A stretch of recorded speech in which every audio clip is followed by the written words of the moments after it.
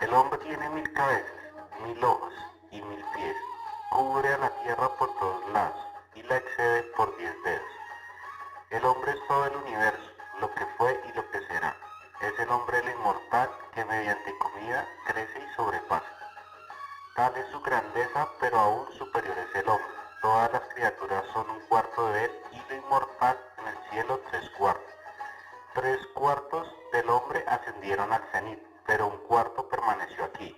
Entonces todas sus partes fueron divididas entre lo que come y lo que no come.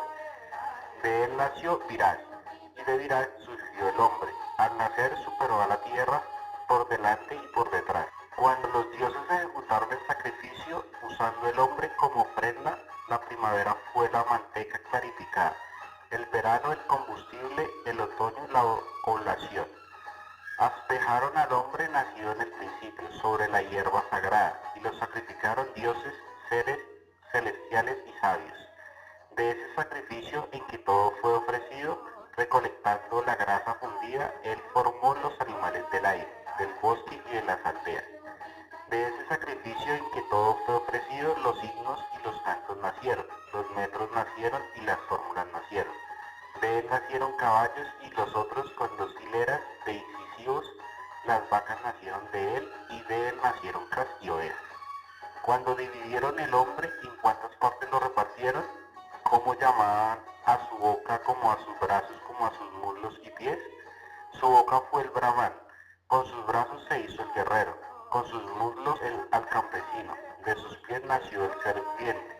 La luna nació de su mente y de su ojo el sol nació, de su boca Indra y Agni y de su aliento nació el viento.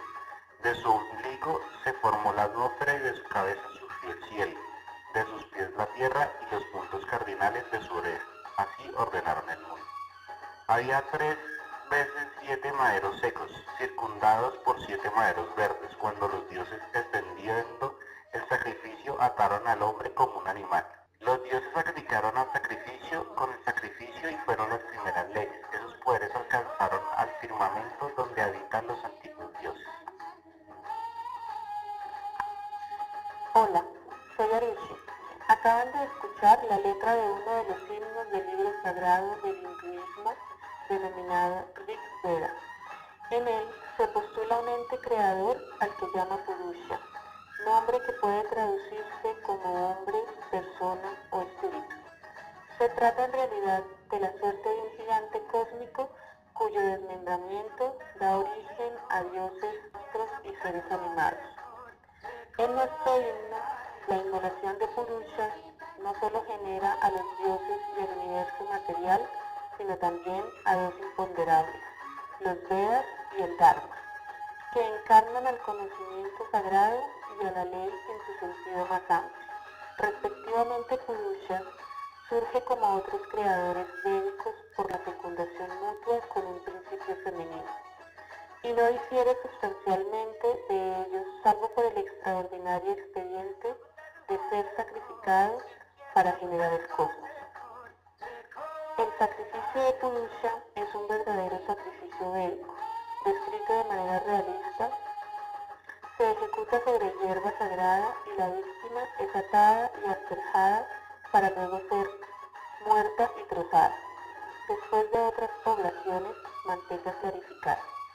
Sus partes son ofrendadas a un fuego alimentado por maderos secos y delimitados por ramas verdes. Los sacrificadores son los dioses, pero paradójicamente el sacrificio origina a los propios dioses y la víctima es identificada con el sacrificio. Después de esta breve explicación, les invito a que me acompañen en un pequeño recorrido por el maravilloso mundo de nuestra cultura hindú, junto a Ashna y Misha. Hola, soy Ashka. Nuestra religión hindú pretende que los creyentes se liberen de las ataduras terrenales a fin de que les sea posible apreciar los valores supremos, la bondad, la verdad y lo eterno.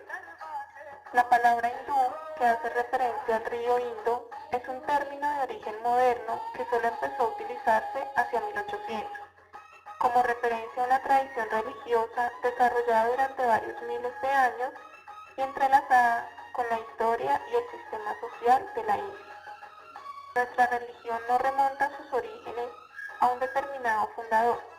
No tenemos profetas ni un sistema de doctrinas establecido canónicamente, ni siquiera una estructura institucional, sino que abarcamos creencias y prácticas religiosas diversas.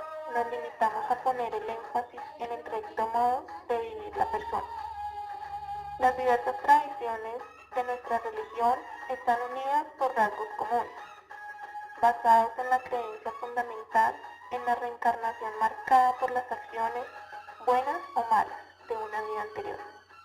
Existen tradiciones grandes y pequeñas aportadas tanto por nuestra gente indoaria como por los pueblos del sustrato precedente.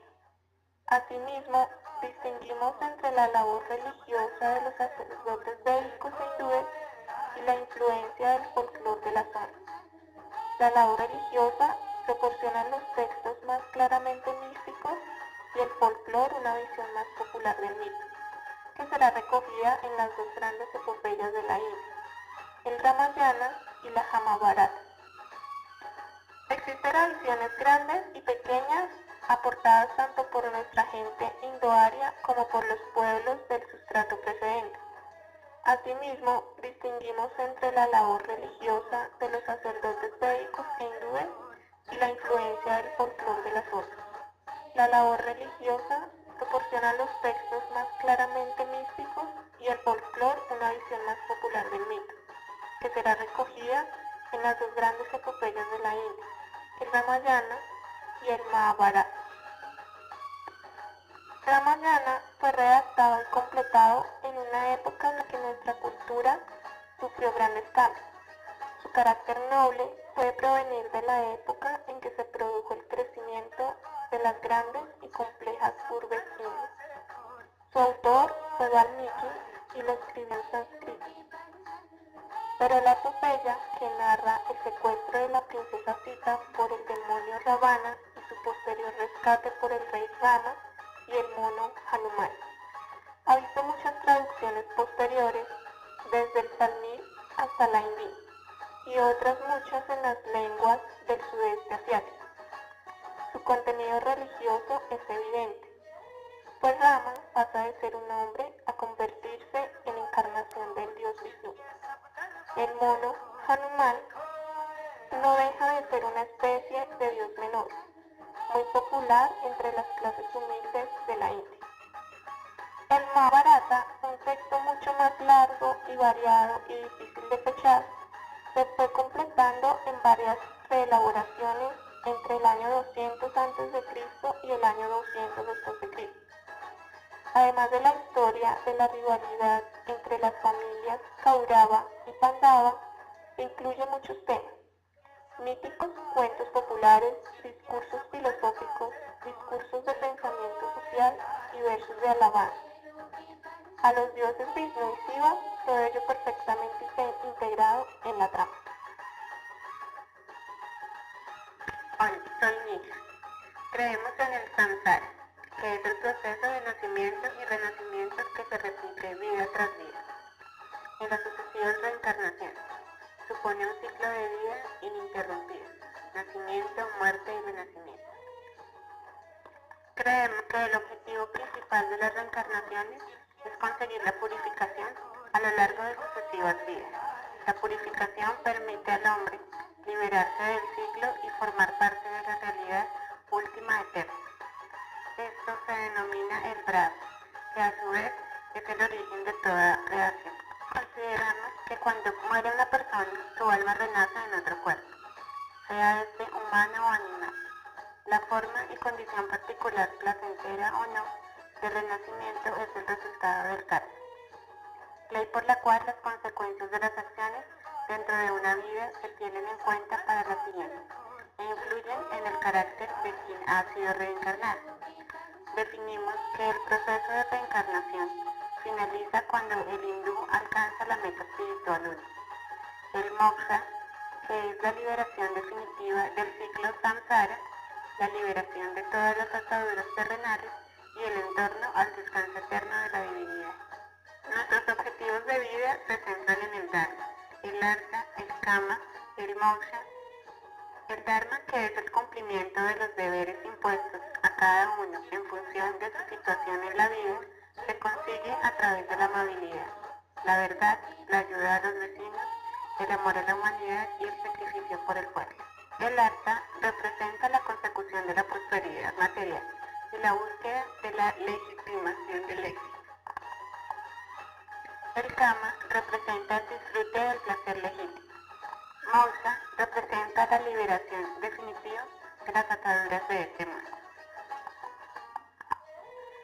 Nuestro culto a las imágenes es un elemento esencial tanto en el hogar como en los templos. El templo es erigido como el hogar de la imagen del Dios y guarda su presencia. De acuerdo con la estructura del universo,